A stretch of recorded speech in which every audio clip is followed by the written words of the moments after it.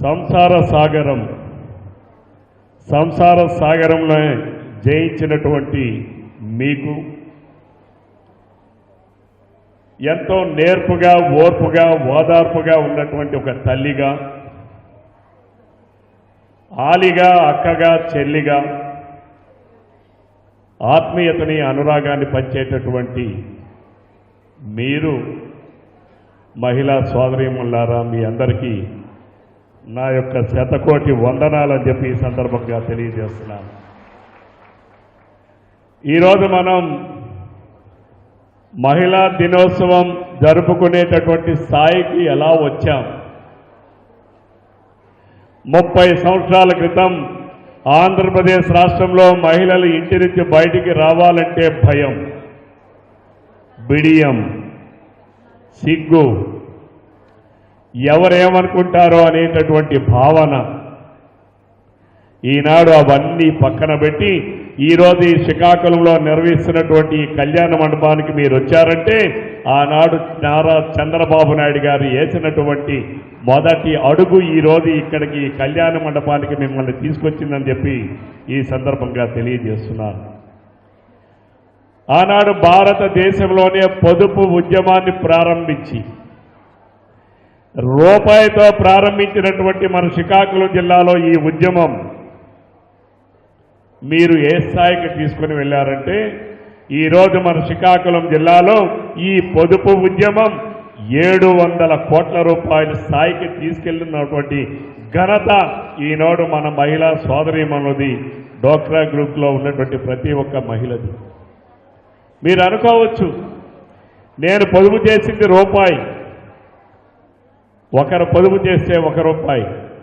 ఈరోజు మన శ్రీకాకుళం జిల్లాలో 45,25,000 మంది మహిళలు ఈరోజు డోక్రా గ్రూప్ సభ్యులుగా ఉన్నారు. మీరు అంటే రోజుకొక రూపాయి ఒక మహిళ పొదుపు చేస్తే ఆ పొదుపు విలువ 5,25,000.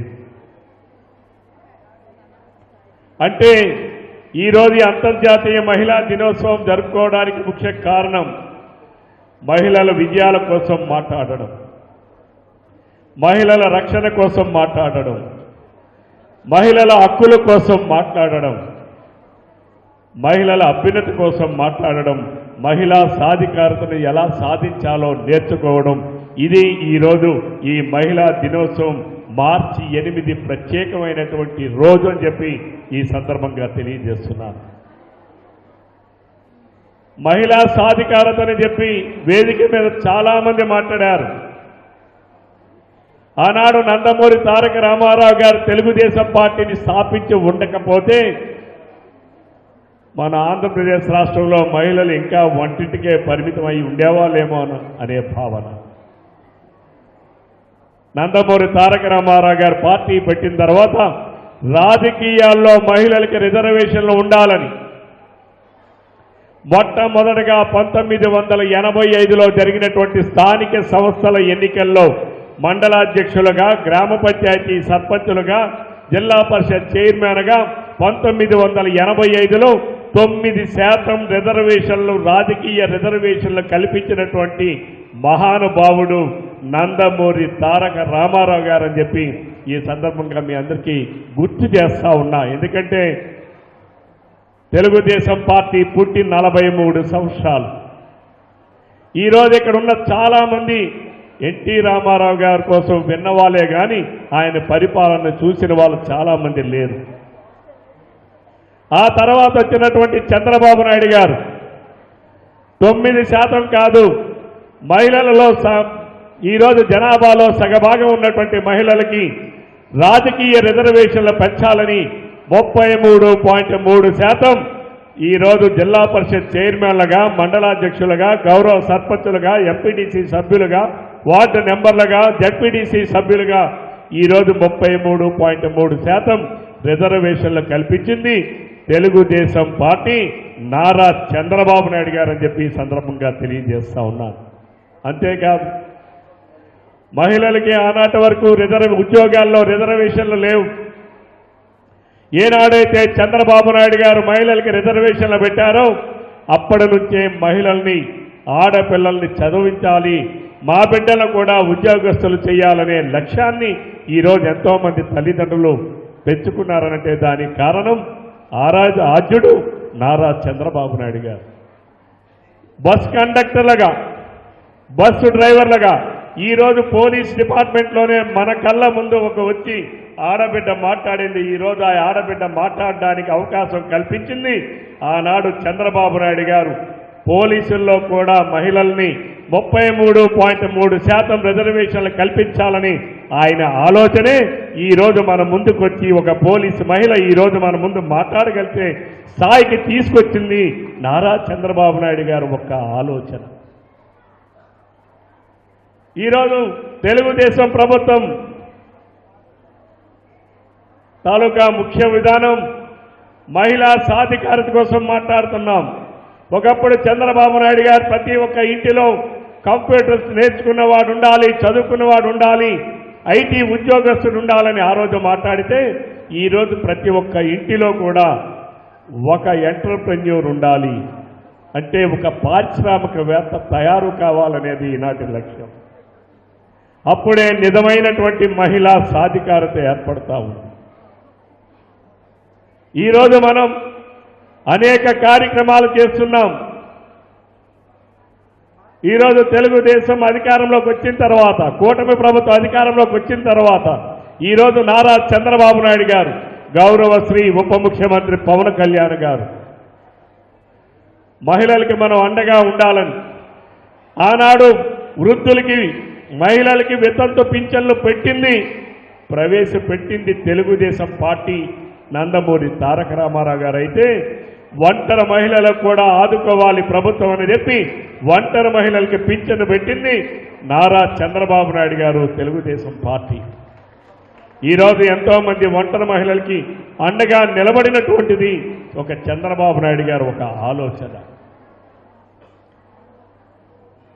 అలానే ఈరోజు అనేక కార్యక్రమాలు, ఆనాడు మహిళల ఆరోగ్యం బాగుండాలని దీపం పథకాన్ని తీసుకొచ్చి ఆ రోజు ప్రతి ఇంటిలో ఒక ఉచితంగా గ్యాస్ కనెక్షన్ ఇచ్చి మహిళల ఆరోగ్యాన్ని కాపాడాలనే ఆలోచనతో ముందుకెళ్ళినటువంటిది ఆనాడు తెలుగుదేశం ప్రభుత్వం నారా చంద్రబాబు నాయుడు గారు.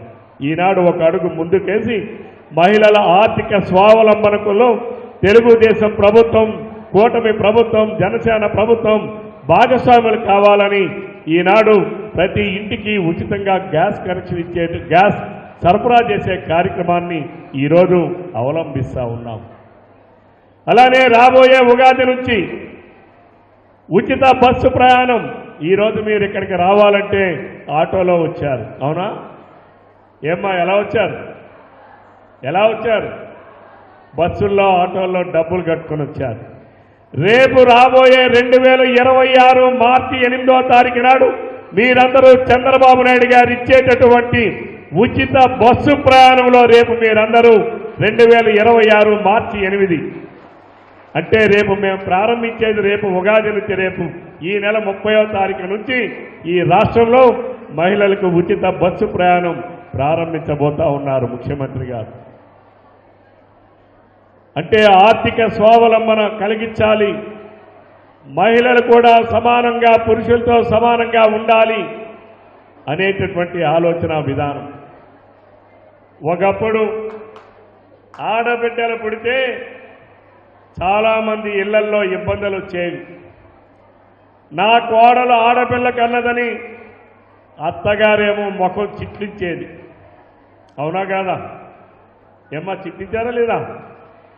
ఇప్పుడు ఆ తరం పోయింది. ఈరోజు ఆడబిడ్డ అయినా మగబిడ్డ అయినా మాకు ఒకటైనా పరిస్థితికి వచ్చింది. నేను 1995లో మండలాధ్యక్షుడిగా నేనున్నప్పుడు గ్రామాల్లోకి వెళ్ళేటప్పుడు ఎక్కువ బిడ్డల్ని కనద్దు, 2 బిడ్డలనే కనండి అని చెప్పి ఆ రోజు చెప్తే మీలాంటి వాళ్ళందరూ చాలామంది తిరిగి నన్ను ప్రశ్నించారు, ఏమయ్యా నువ్వు నా బిడ్డల్ని పెంచుతావా, పోషిస్తావా, నేను ఎంతమందిని కంటే నీకెందుకని చెప్పి అడిగేవాళ్ళు. ఇప్పుడేమో ఏమ్మా 2 బిడ్డల కన్నా ఎక్కువ కనాలి, నువ్వు 3 బిడ్డలు కనమ్మా అంటే ఎవరు పోషిస్తారు, నువ్వు పోషిస్తావా అని చెప్పి అడుగుతా ఉన్నారు. ఈరోజు రివర్స్. 30 సంవత్సరాల క్రితం ఎవరు పోషిస్తారు, నీకెందుకయ్యా నేనే పోషిస్తాను కదా నీకెందుకన్న వాళ్ళు ఈరోజు నువ్వు పోషిస్తావా అని చెప్పి తిరిగి రివర్స్లో అడుగుతా ఉన్నారు. కానీ ఈరోజు బిడ్డల్ని ఎక్కువ కనవలసినటువంటి అవసరం ఈరోజు ఉంది. ఆనాడు మనం తీసుకున్నటువంటి నిర్ణయం జనాభా పెరుగుదలను తగ్గించాలని. ఆనాటికి అది అవసరం. ఆ రోజు అందుకనే స్థానిక సంస్థల్లో 2 బిడ్డల కన్నా ఎక్కువ సంతానం కలిగి ఉంటే స్థానిక సంస్థల్లో సర్పంచ్గా, ఎంపీడీసీగా, మండలాధ్యక్షులుగా పోటీ చేయడానికి అనర్హులుగా ప్రకటించాం. ఈనాడు మరలా తెలుగుదేశం, జనసేన ప్రభుత్వం, బీజేపీ ప్రభుత్వం ఎంతమంది బిడ్డల కన్నా పోటీ చేయడానికి అర్హత మళ్ళీ ఇప్పుడు కల్పించాం. ఎందుకనంటే మన ఆంధ్రప్రదేశ్ రాష్ట్రంలో జనాభా తగ్గిపోతున్నాం.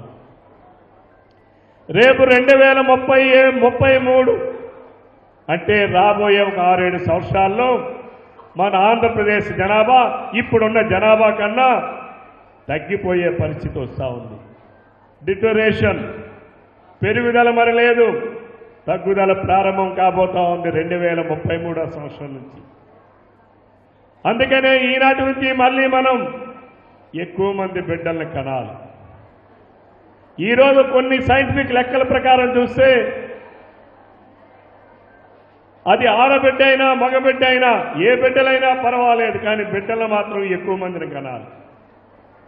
ఈరోజు అందుకనే రాబోయే రోజుల్లో పోటీ చేయాలంటే ఎంత ఎక్కువ మంది బిడ్డల కంటే వాళ్ళకి పోటీ చేసే అర్హత ఉంటుంది. రేపు ఆ చట్టం కూడా తీసుకురావాలి. లేకపోతే మన రాష్ట్రంలో జనాభా తగ్గిపోతారు. ఈరోజు మీరు ఒక లెక్కలు చూస్తే ఈరోజు 100 మంది ఆడబిడ్డల్లో 168 మంది 2 బిడ్డలతోనే ఆపరేషన్ చేయించుకుంటా ఉన్నారు. ఇంకొక 20 మంది 1 బిడ్డతోనే ఆపరేషన్ చేయించుకుంటున్నారు. 10-12% మందికి భగవంతుడు చిన్న చూపు వలన బిడ్డలకు అనే యోగ్యం లేకుండా పోతా ఉన్నారు. దానివల్ల జనాభా తగ్గుతున్నాం. ఇది మనం అందరం కూడా మాట్లాడాలి. ప్రతి వేదిక మీద మాట్లాడాలి.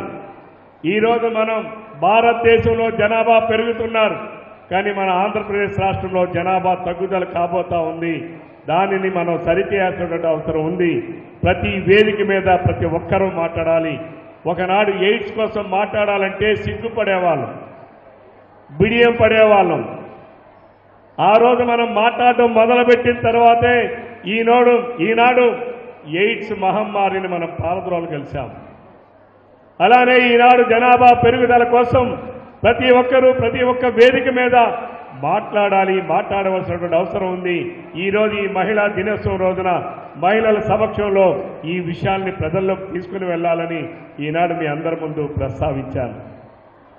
మన శ్రీకాకుళం జిల్లాలో 700 కోట్లుంది మీరు చేసినటువంటి పొదుపు.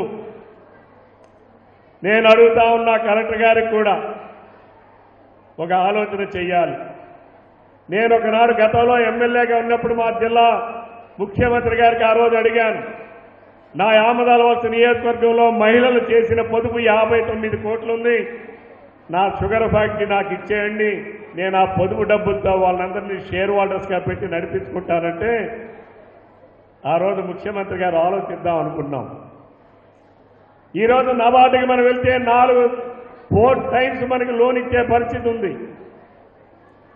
ఈరోజు ఆ షుగర్ ఫ్యాక్టరీ అక్కర్లా, ఎందుకంటే చెరుకును పండించే రైతు ఈరోజు ఈ శ్రీకాకుళం జిల్లాలోనే చాలా తగ్గిపోయారు. చెరుకు విస్తీర్ణమే లేదు. కానీ మనం దీనికి ఒక ఆలోచన చేయాలి.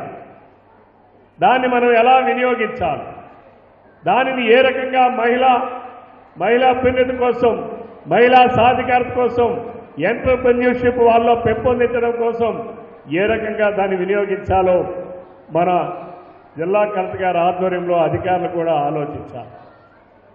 ఎందుకంటే ప్రతి ఒక్కరు ఆలోచన తీసుకుంటేనే మంచి ఆలోచన తయారవుతుంది. అది మహిళలకి ముందడుగు వేయడానికి దోహదపడుతుంది. కాబట్టి జిల్లా కలెక్టర్ గారికి ఆ విధంగా ఆలోచించాలని నేను ఈ వేదిక ద్వారా కోరుకుంటూ, ఈరోజు మీరందరూ ఒక తల్లిగా, ఒక చెల్లిగా, ఒక ఆలిగా, ఒక అక్కగా, ఒక ఎన్నో బాధ్యతలు నిర్వర్తిస్తున్నటువంటి మీకు ఈరోజు ఈ సమాజాన్ని నడపడం పెద్ద కష్టమైన పని కాదు. ఒక పరిశ్రమను నడపడం మీకు కష్టం కాదు. ఒక ఇంటినే ఈజీగా నడపగలరు. మీ భర్త తాలూకా ఆరోగ్యాన్ని ఆనందాన్ని చూసుకునేటటువంటి ఒక భార్యగా, మీ బిడ్డలకి వారి భవిష్యత్తును కల్పించాలనేటటువంటి ఆలోచనతో వారి చేయి పట్టుకుని నడిపించే ఒక తల్లిగా ఎన్నో బాధ్యతలు నిర్వర్తిస్తున్న మీకు ఒక పరిశ్రమని ఒక చిన్న చిన్న పరిశ్రమలు పెట్టి నడిపించడం పెద్ద కష్టమైన పని కాదు. ఈరోజు నేను మొన్న నేపాల్ వెళ్ళాను కలెక్టర్ గారు. నేను నేపాల్లో వెళ్ళేటప్పుడు చూశా, ప్రతి ఇంటి దగ్గర ఒక పుట్టగొడుగులు పెంపక కేంద్రాలు ఉన్నాయి. ప్రతి ఇంటి దగ్గర మహిళలు చేసేటటువంటి కార్యక్రమం ప్రతి ఇంటి దగ్గర ఉంటుంది. నేపాల్లో మనం ఎక్కడికి వెళ్ళినా ఈ ప్రపంచంలోనే 34% దేశాలకు నేపాల్ నుంచే పుట్టగొడుగులు ఎక్స్పోర్ట్ అవుతూ ఉన్నాయి. అతి చిన్న కార్యక్రమం, కానీ దానిని మనం రేపు ఎందుకంటే మనకి భోగాపురంలో ఎయిర్పోర్ట్ వస్తుంది, కార్గో హ్యాండ్లింగ్స్ కూడా వస్తున్నాయి.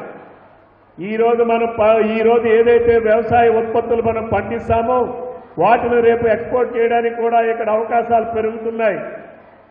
ఈరోజు బెంగళూరు నుంచి మనం చూస్తే రోజుకి 100 ఫ్లైట్లు పువ్వులు వెళ్తున్నాయి, అలాగే కాయగూరలు వెళ్తున్నాయి, పాలు మాంసం వెళ్తున్నాయి. రేపు అదే పరిస్థితి మన భోగాపురం ఎయిర్పోర్ట్ నుంచి కూడా రాబోతా ఉంది.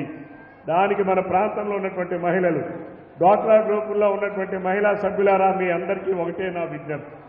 ఈరోజు నేను వెళ్ళి అడిగితే బ్యాంకు వాడు నాకు రూపాయి కూడా అప్పివ్వడు, కానీ మీరు పోయి అడిగితే లక్షలు కావాలంటే మీకు ఇచ్చే పరిస్థితి ఉంది. దానికి కారణం మీరు అవలంబించినటువంటి పొదుపు. చంద్రబాబు నాయుడు గారు పొదుపు ఉద్యమం ప్రారంభించక ముందు మీ పొదుపు డబ్బులన్నీ పోపు డబ్బాల్లో ఉండేవి, బియ్యం గోనల్లో ఉండేవి. ఎక్కడైనా ఇల్లు కాలిపోతే పాపం ఆ గోనల్లో ఉండేటటువంటి డబ్బులు కూడా కాలిపోయి ఎంతో మంది పేదవాళ్ళు ఎంతో లబోదిబోమని బాధపడే రోజులు చూశాం.